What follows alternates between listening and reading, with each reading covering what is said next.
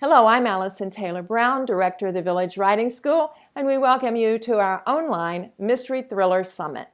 So today we are speaking about historical mysteries, and we have Crystal King, who has two historical novels. The latest is called The Chef's Secret, came out just a few months ago. Welcome, Crystal. Hi, thanks for having me.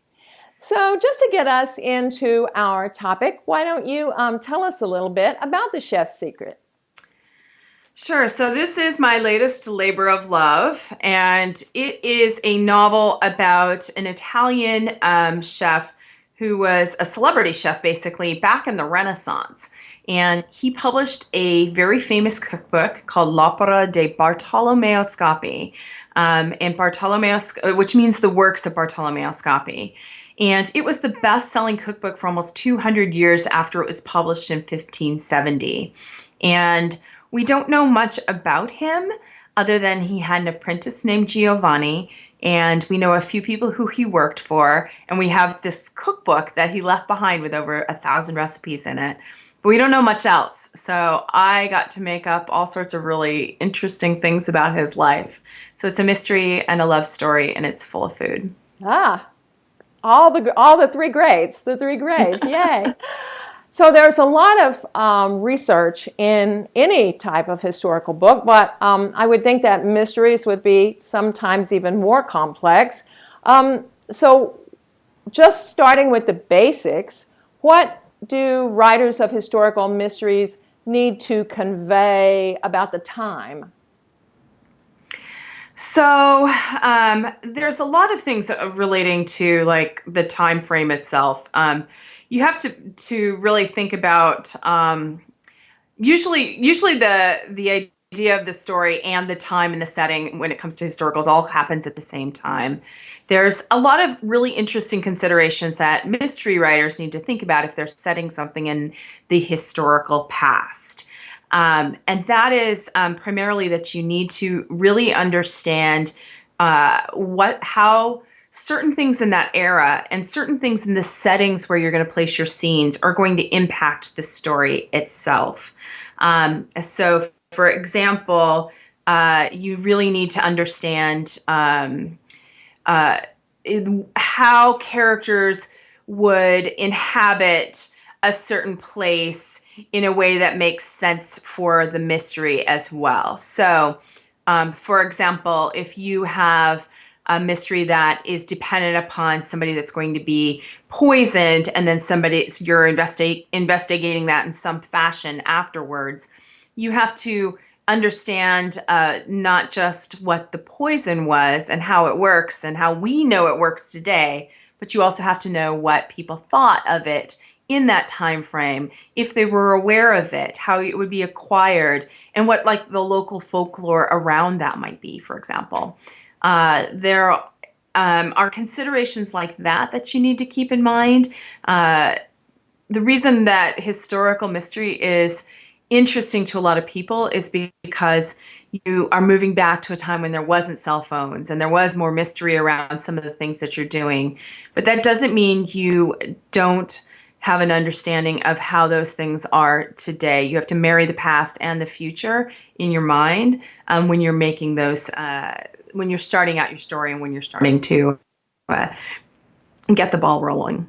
Was there something more specific that you were looking for me to answer in that? No, I was just kind of Okay. starting, trying to get off on the topic of the research and the setting. And you may have already touched on this enough, but the different ways that the mystery takes setting into account.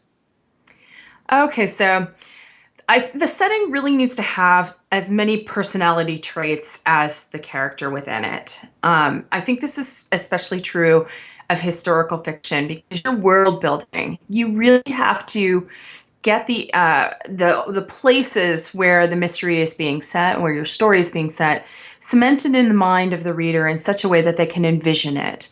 It holds a lot of influence over the plot, and it works almost like another character on its own if it's done really well. You need to be able to think about how do the characters feel and interact with the setting, how it influences their behavior and their choices, and their worldview as well.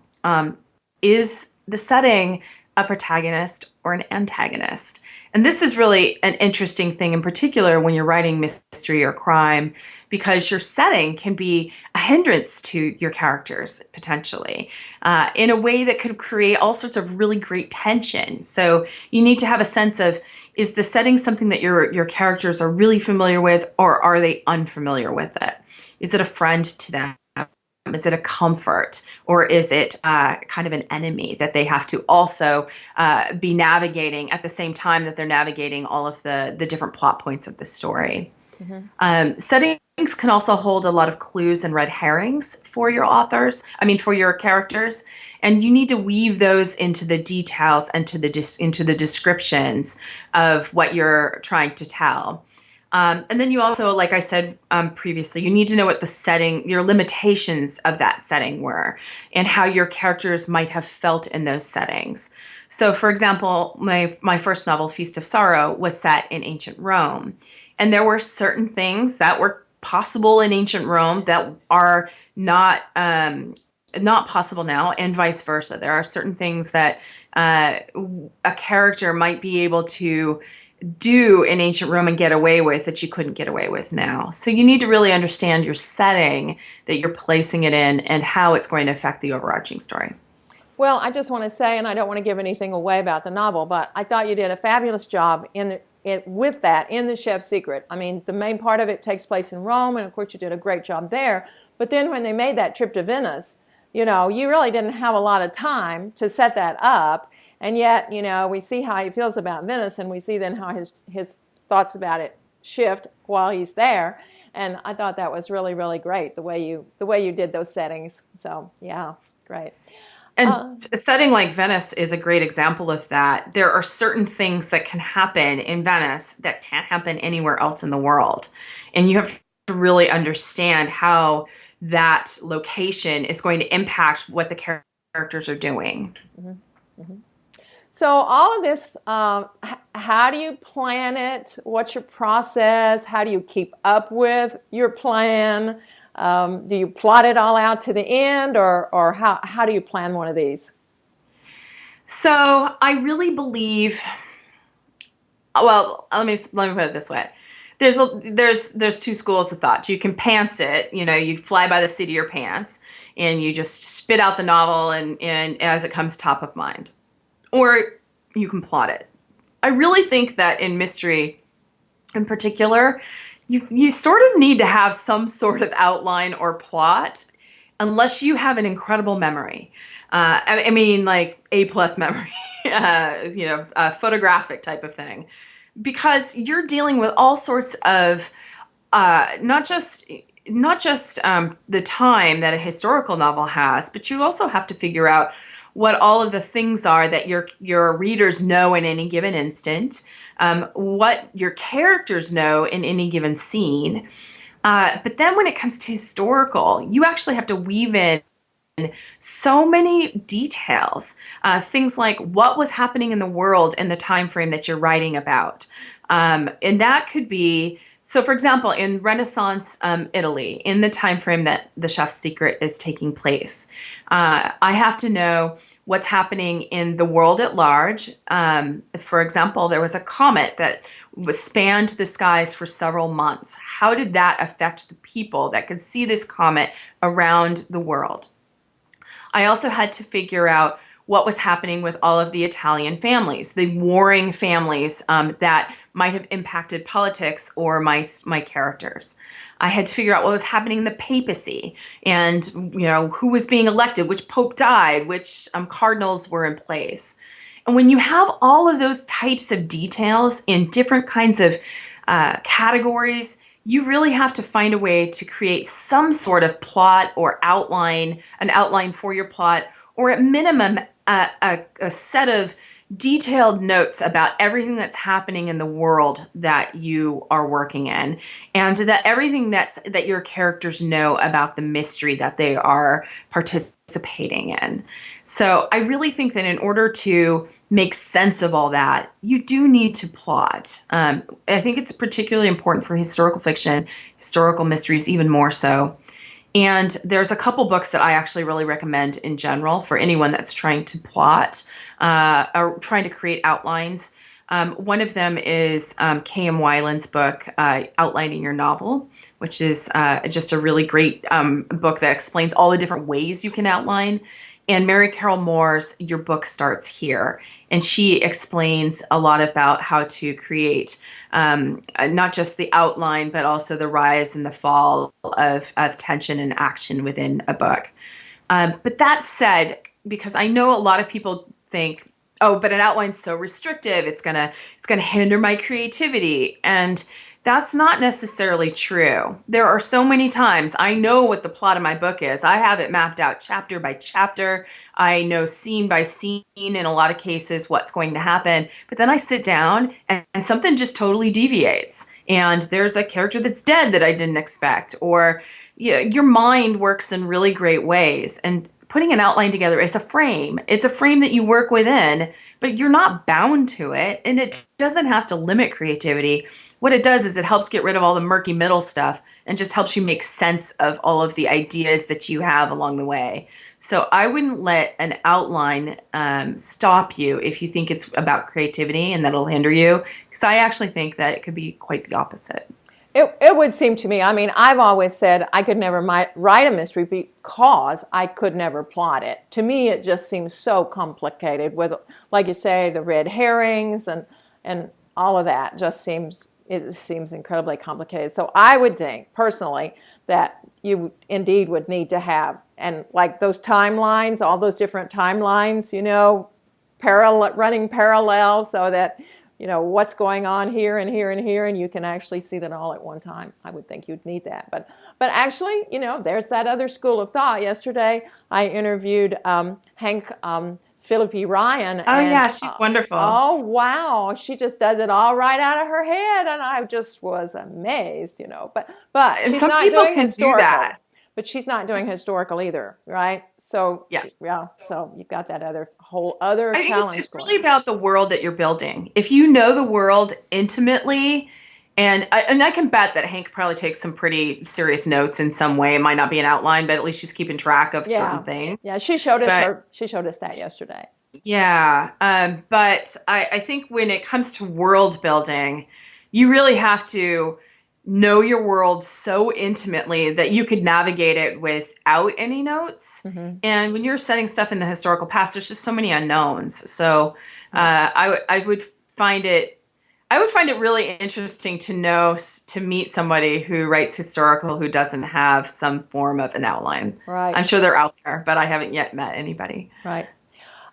So I write historical fiction, and I love the history. And so my biggest challenge is to keep all of that historical scaffolding from collapsing and burying my story. So how do you keep your historical information reined in?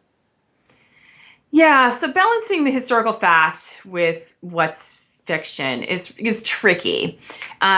I think the big thing there is that you have to know everything, but you don't have to use everything. And that's the hard part for a lot of us who love the research and we love the facts and we want to be able to share all of the things that we have found and learned with the world. I think that's what a lot of us who write historical fiction love about it. So you really have to understand, okay, is this thing truly crucial to the plot? Is it crucial to the reader's understanding of setting and scene? There's a great example of something that I worked into The Chef's Secret that I had to remove, for example. So in the cookbook that Bartolome Scopi left us, the real cookbook, he tells us about a papal conclave that took place for Paul III when he died. He tells us about the funeral. He tells us how they brought food into the Sistine Chapel without any notes or poison happening. He tells us what the conclave looked like and how all of the cardinals stayed in the Sistine Chapel and what the cubicles that they stayed in looked like, and just everything about it. But he describes in great detail the funeral of Pope Paul III, and not just the procession that maybe the public would have seen, but all of the prayers and things like that that took place behind the scenes or indoors and for the family. And it's fascinating. I mean, absolutely fascinating. He details all of like the candles that are on the it's even hard to explain. Like there's a particular word for it, but he details like things like that. How many candles there were, thousands of candles that were taking place. And so I created this entire scene to explain it to the reader in much more detail than I just did to you right now. And I got it to my editor, and she's like, this has nothing to do with the story. It's great. It's interesting. And so my thinking is that Scopi, he recorded this story for some reason in his cookbook. Like for whatever reason, it's the first example that we have of what a papal conclave looks like in history. And there's woodcuts to actually show us some of it. And so I had to figure out a compromise. I had to remove a lot of that information because it wasn't crucial to the story, and find a way to keep what I thought would matter the most to the plot and stay true to the story that Scopi actually left us behind. And so that balance is really, really hard. There's a couple tips that I would have. So first of all, try to think about early on where you're going to deviate and what your rules are going to be for that deviation. So are you filling in the gaps, or are you inventing new lives for your character? And when you're filling in the gaps, that's where research can get really, you can kind of go a little bit overboard. And so you just have to figure out how you're paring back. If something's really well known in history, maybe you shouldn't subvert it at all. You should leave it alone, and figure out how do you make it a plot point for the character. If it's something really well known in history, that's even more important. You don't want to futz with things that people are familiar with. And so you have to figure out how is your character interacting with that thing. You also have to explain the things that people are unfamiliar with. So for example, if you have a calendar system like the Mayan calendar system, you might have to explain what that is to a modern reader, but don't go overboard on that. Just explain just enough so that they get the story, get the point of it just for the plot. They don't have to know exactly how it works. They don't have to know the names of all the months, but they have to know enough about how the time matters for the character. You also have to figure out, as I was saying, what the folklore in the past was and what people's attitudes towards things were. And sometimes you can actually leave a lot of detail out because you can have your characters reacting in the manner that they would have in that time frame that conveys some of the information that might have been explained by you from a historical fact. You can also have your characters interacting with the facts. So a great example of this is that Caroline Woods, she wrote this book called Fraulein M, which is about two sisters in the 1940s in Berlin. And she has a scene in there that I actually talk about a lot when I'm teaching about historical fiction. And it's a scene where the characters, one of the characters comes home and her sister's listening to the radio, and she's listening on the radio about basically some military operations that are happening in Nazi Germany and what that means. And you understand the details because it's coming across on the radio, but how the characters are reacting to the information, because they both react differently to what's being said. And that is super interesting and a great way to incorporate facts in a way that's crucial to the plot and doesn't overwhelm the reader. And it explains a complex thing that was occurring in the time because the characters are reacting to it. And that's always interesting. That reminds me of a book I just read about Italy just before World War II. And, we know what's going to happen, right? We know what's going to happen. But the people, of course, in 1935 in Italy didn't know what was going to happen. Right. And so it's so interesting to see them react and speculate. And I think that's one reason we love history, is for that exact same reason. So what about when you're writing, as you always do, about these settings that are so far in the past?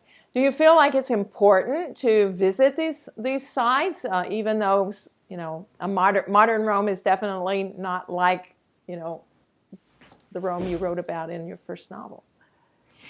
Yeah, so I think there's a couple ways to. So I'll answer that question. Then I think there's some good some good information I can impart about some of the research if you can't go, or also in conjunction with that. So my recommendation is that for the most part, you do need to go visit the places that you're writing about if you can. I just read a really wonderful book of historical fiction that was actually partly set in Malta. And I had just visited Malta recently, and I was talking with the author, and I said, "Oh, I was just in Malta, and then when I read your book, I was so excited." And she said, "Oh, what was it like? I've not been there." And I had no idea she had not been there. And that's because she had done the research. She had really researched it very well to be able to understand it. I think there are some places that defy the ability for us to really understand the experience of them unless you are there. One of those would be Venice, because it's just such a place unlike anywhere else on earth. Also, if you're writing about a culture you're not familiar with, I think it's extremely helpful for you to go and even if the time frame is set in the very distant past, sometimes understanding what how the culture grew up in the years since gives you great insight into the past. And usually in those places there's a legacy that has been left behind. Italy is easy because there's artifacts everywhere from the ancient Romans and the Etruscans. The Renaissance has its imprint on cities all across the country. But there are definitely things I could not have written about if I had not visited. Particularly in ancient Rome, there's a great example of this was there was a funeral of a scene that took place in off of the Appian Way in a crypt. And I had in my mind that the crypts were similar to the crypts of today, even though I had done a lot of the research. And I'd seen, depictions of what they supposedly look like. I had seen the ancient remains of what these crypts look like. I thought I had understood it until I visited Ostia Antica. And I actually was able to go into a crypt that was on a tour, and the guide explained that these crypts actually had a second floor, and that all of the urns would be placed on the first floor, and there would be probably an altar of some sort on the first floor as well. But then on the second floor is where every year the families would come and throw a party for the dead. And so suddenly I realized, oh my gosh, this scene that I had that was outside the crypt could be so much better, and would actually be more historically true if it took place inside the crypt on the second floor. So I would never have known that if I hadn't visited. And that's just one example of the many things that I discovered when I went to the country. I did write the entire book without going to Rome, and then I went, and then I changed a lot of things. And I think it's a better book because of that. But can you write it without going? Yes, definitely. I can add my own experience. I wrote a book that was set in Strasbourg in the early 1500s, and I really did my research and Google Maps and all of that. And so after the book was finished, I got to go, and I really don't think that I had gotten anything wrong, but I discovered things, more things that You wished you had known. yeah, exactly. And then I was able, to add in. And even what I discovered was that if you're over here and in Europe and you Google something, you get a totally different set of articles. So Wikipedia, from coming even in English, but coming out of France, gave me a different article about my main character. Oh, yeah. It gave me the street that she was born on. And I read a lot of the Italian translations. yeah, exactly. So that's another, another thing to think about. And I don't know, maybe you can change I think there's a way that you can hide your IP address or something. So maybe you can actually fool Google into thinking that you're, on the other side of the ocean if you're trying to research something. I haven't looked into that, but that was just my own experience. I think you can actually just go to the country, the Google for that country. So, for example, Italy is google.it. IT. And so I just go there and I search in google.it. And I might need to put whatever I want, just what I'm searching for in that language. So you search for it, you get it, and you can throw it into Google Translate really easily. And then read that article and at least get the gist of the article, even if it's not 100% translated correctly. I do that all the time because you are 100% right. The information that you get from the country of origin where you're writing is very different than the English translations. And in some cases, some of the things that you're looking for will not have English translations. Right. And so you have to do something like that. No. That kind of brings me into the other thing that we were starting to talk about. It's like the idea of how you do that research. And so the idea of how do you figure out all of the ways to kind of dig in and do some of that historical research. And so I have like kind of a little list that I've put together, if that's helpful. Yeah. The first of which is talking to historians. If you can find a historian that is local or, maybe at your local university, that's always a great place to start. If you're visiting a country, see if you can line up a visit with a historian at museums or at universities in those locations. That has been enormously helpful for me. Also, guides that are doing historical tours of some sort are an incredible resource. Then you can also, of course, there's the museums, but you should be looking at things in museums like the fashion in the paintings that you're looking at, the artifacts, of course, from the time frame that you're there. Look at furniture.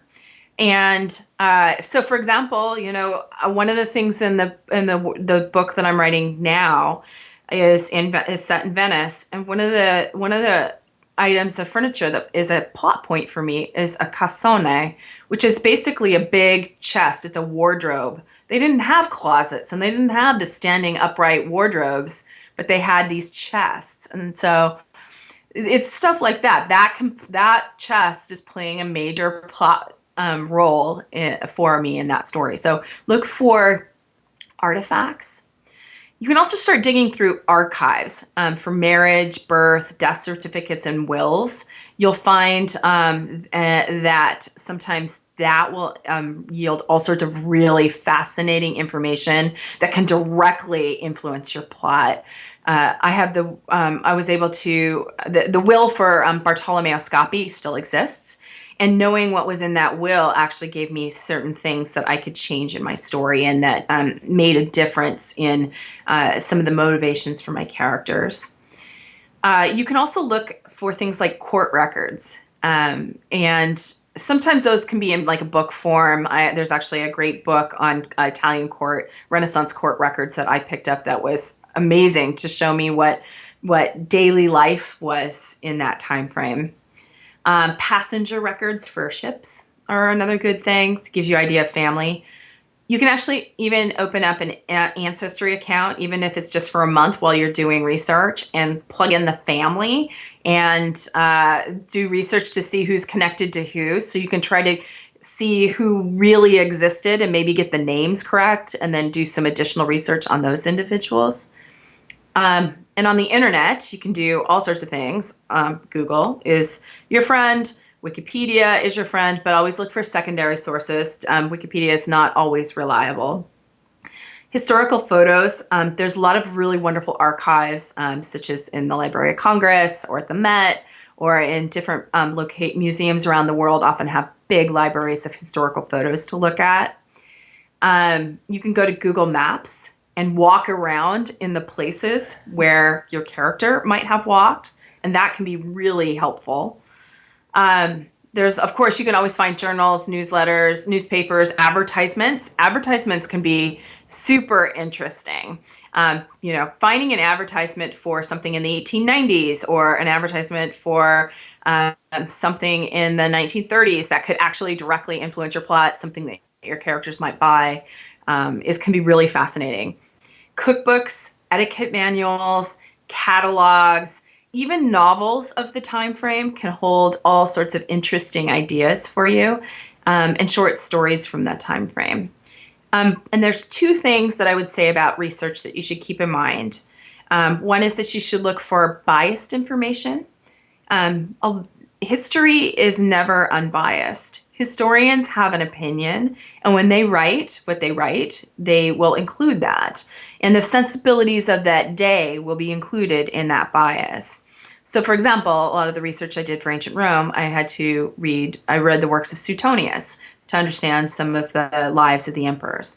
And he was very biased, and he was writing 200 years after some of these emperors, and he had very particular ideas of how things might have gone down. But later history has shown that might not have been the case. So understand what those biases are so that you can either work with them or work around them. And then the other thing is to look for flawed information and be careful about it. So, for example, if you have a photo of an area that you want to use, make sure that your era is right. A photo from 1910 could be really similar to a photo in 1930, for example. So make sure you get your time frame right. I have a scene in The Chef's Secret that has some of the fountains. Actually, I have two scenes that have fountains that are in Renaissance Rome. But they were before Bernini existed. So you don't have the huge, monstrous, beautiful Fountain of Four Rivers in Piazza Navona. You only have the two fountains at the end. Or in front of the Pantheon, the fountain that is there now has an obelisk on it. But in the time frame I'm writing about, there was no obelisk. They hadn't put it up yet. And so knowing those details can really help give your story real life and try to be truer to the era. Okay, well, wow, that was all great. Thank you. Thank you so much. I know it was a lot. I'm so sorry. No, that's great. It's a great list. It's a great list. So, a course in a mystery, maybe even more than some other types of fiction, it's really important to keep that page turning. So, do you have any tips about handling the backstory? Yeah, so backstory can be super tricky. And I think this is true of any kind of fiction that you're writing. You really have to be careful not to overload your characters with this backstory. This is one thing you need to keep in mind. Whenever you use backstory, it can take the reader out of the action at hand. It makes them pause. It makes them have to absorb this information. And when you go backwards in time, it can be very frustrating because people want to move forward. And there is nowhere that's more true than in the world of mystery and crime and thrillers. You really have to make sure that you're moving things forward as much as possible. And so if you have an omniscient narrator, you can add backstory in a lot easier than other types of point of views. But even so, I think the best thing to think about is that you need to figure out how to thread that information throughout your story. There's nothing more annoying than answering questions for your reader before they even ask the question. Wait until you need to give the information. Don't explain everything up front. You don't have to always set things up really thoroughly. You can have the characters uncover the information. Let this backstory unfold in the present and more dramatically. And clarity will come together. Sometimes and readers are willing to suspend a little bit of disbelief if they think that their questions will be answered. So they don't always have to know exactly why something is happening if they can have faith that it will be answered soon. So wait as long as possible to give the information. And you'll find sometimes that it's not even needed. There's a scene with in Feast of Sorrow with one of my characters, Sejanus, who was a historical character and in life, and Apicius, who also was a real person. And the one thing that we know that has been written about, there's a couple things we know about them, but one thing in particular that these two people shared in their history was that Apicius supposedly paid Sejanus money for sex in their past. And so this was an event that occurred in the past, long before I wrote the book, but it has significant implications on the entire plot of the book. And I had to figure out how to impart this information to the reader years after it happened, but in a way that made sense for the reader in the time that it made sense for the reader. And just simply explaining it would be very unsatisfying. So instead, I have the main character uncovering pieces of it in a setting from another character that makes sense. He's understanding, he's in conversation with someone, getting some of the backstory in a way, in drips and drabs, that actually makes sense for the story. You have to really think about when to give the information and do it as slowly as possible. Big chunks of backstory can be disarming. That's not to say you can't do it, and many authors do impart a lot of backstory in historical fiction, but I think you lose some of the pacing when you do that. So be very thoughtful. Mm-hmm. What about when our modern sensibilities are offended by something in the past that for them was normal? Yeah, so this is a conversation that has been coming up a lot lately in the world of historical fiction. Hilary Mantel wades into this conversation a lot, as does Philippa Gregory. And there's a trend, I think, in historical fiction, particularly because a lot of women read historical fiction, that they want to read characters that are like them or that are like us. And or there's a thought that maybe, or that in the publishing world that might be the case, that will sell. I don't think that's necessarily true. It's also being disingenuous to your characters and the story and the time frame that you're working in. I think that if you're not writing a modern novel, you shouldn't be including modern types of things in that past, unless you've got some back and forth in the time. If you're writing a historical time hop, that's another story. But I think that you need to think how your individual characters are shaped by their circumstances and how they would react based on those circumstances. So, for example, the treatment of women is what really, I think, is the larger part of the conversation these days. How should we think about the treatment of women in the past, considering we don't want to reinforce the gender norms that have been in place for centuries? We want to break out of that. So, but the thing is those gender norms, like I said, were in place for centuries, and you're writing about the past. For me to write about women with tons of agency in the world of ancient Rome just wouldn't have made sense. In Renaissance Renaissance Rome, it sometimes makes more sense. The nobility, women in the nobility were chattel. They were property. They were bargained for. They were people that were given in exchange for political gain or land or money. But they did have agency of their own within those types of settings and scenarios in many cases.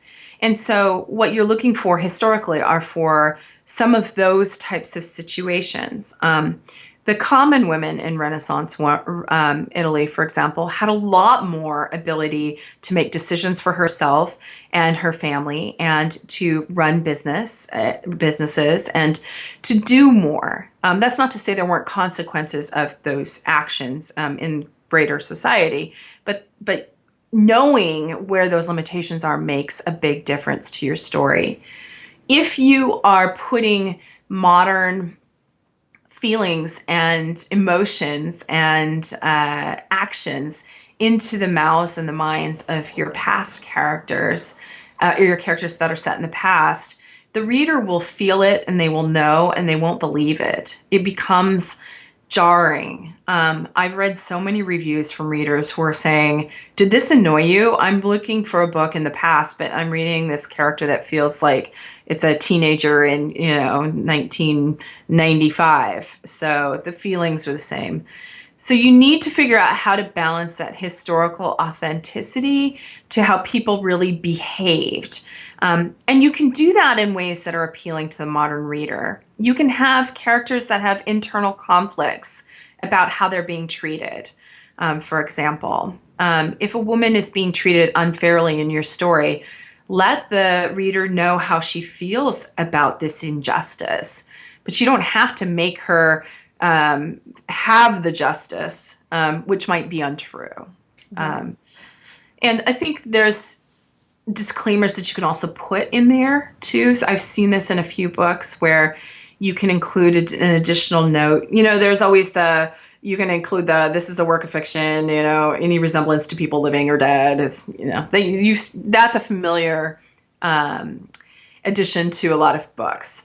But you can also add in that this is a work of fiction, and the opinions expressed by the characters in this novel do not reflect the opinions of the author. Because sometimes authors are worried about how they will be perceived if they don't give their characters modern sensibilities. And you shouldn't be thinking like that. You should be thinking about what is true for the characters in that time frame. Interesting.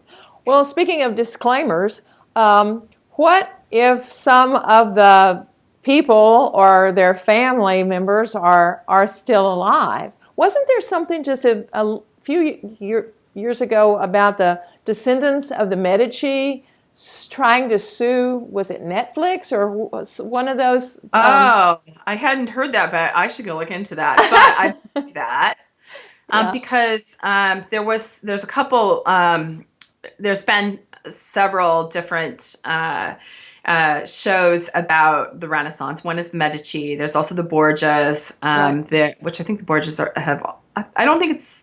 I feel like the Medici died out, but I could see if there were certain family members that were depicted. I'm pretty sure it was the Medicis that were trying to get the suit together because it was in Florence. Be people that were depicted, and I think the Medicis mostly have died out, but but there could be people that were depicted from other families in that show, and they might believe that their family name was being tainted, and that is especially true in in Italy in general. The family, the honor is so important. And that's tricky. I actually thought deep and hard about that in the books that I'm writing, because I mention families that still exist. The Barbarinis still exist. The Chigis still exist. And those are families that are mentioned in my novels. And that's where you try to stay as true as possible to what is actually recorded fact. Stay true so you're not subverting those details. If they're actual people, research them very carefully and stick to the truth. If you can, reach out to those family members. Go to them and see if they would be willing to talk to you. If they're not willing to talk to you, that doesn't mean you can't write about them. It just means that you need to really stick to the truth about what is publicly known, and then have your disclaimers that this is a work of fiction, and that basically it needs to be thought of as a work of fiction. You need to think about how your historical fiction is also sort of history. And the historians will argue this with me till the end of time, and I would argue back that they're writing stories too, but you're giving an emotional impact to the history. That's really what historical fiction and anything set in the past does. And actually, Whitney Scher, who recently wrote the book Age of Light, which is historical fiction, it's not a mystery, but she, the son for the character that Lee Miller that she wrote about, is still alive, and she was saying that this was something that was, interesting for her to try to navigate, and in the end, she didn't end up collaborating or talking with him, and worked around that. But she gave a lot of real careful thought to the types of things that she talked about in her book. If you can talk to somebody, even if they're very minor characters, it can give some real color to your book.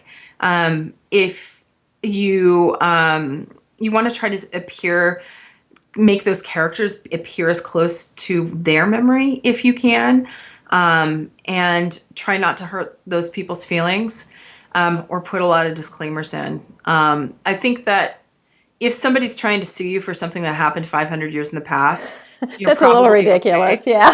Yeah. I thought that was really You're probably okay. Yeah. Well, and what if you do get something wrong? I mean, do you have to fall on your sword if you really make a mistake? I think that it's very possible that you might get something wrong. I mean, how many years are you writing backwards? So.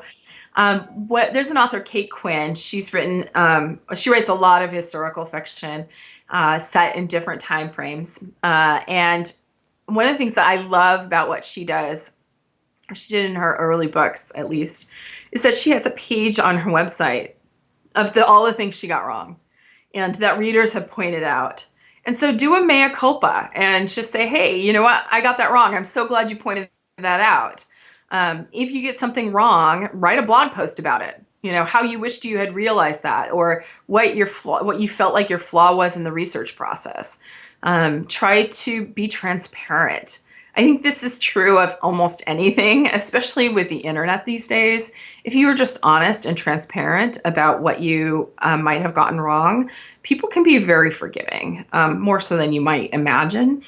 But I think that you should assume that something will go wrong, because there are some really astute readers out there, and they will notice everything from typos to the fact that maybe pumpkin didn't exist, and which is something that happened for me. Pumpkin is mentioned in ancient Rome and in my Renaissance Rome books, and pumpkin in the New World was a New World food.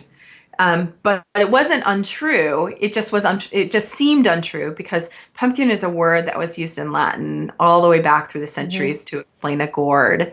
So in this case, I could explain it, and the reader was okay with that.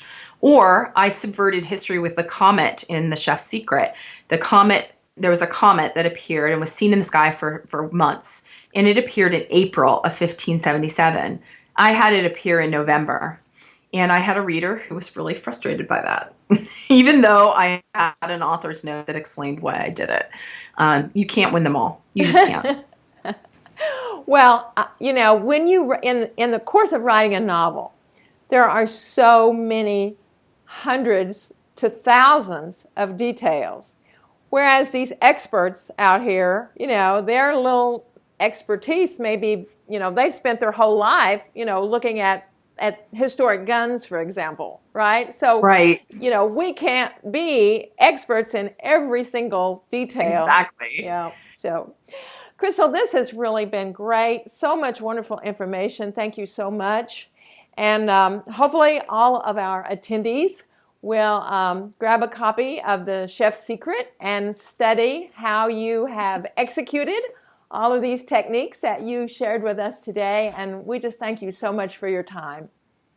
Thank you. I really enjoy talking with you and getting to the chance to talk to a whole bunch of other writers who I wish somebody had been around when I was writing to tell me these things when I first started out. So. Oh, well, we appreciate you telling us now. So thank you very much.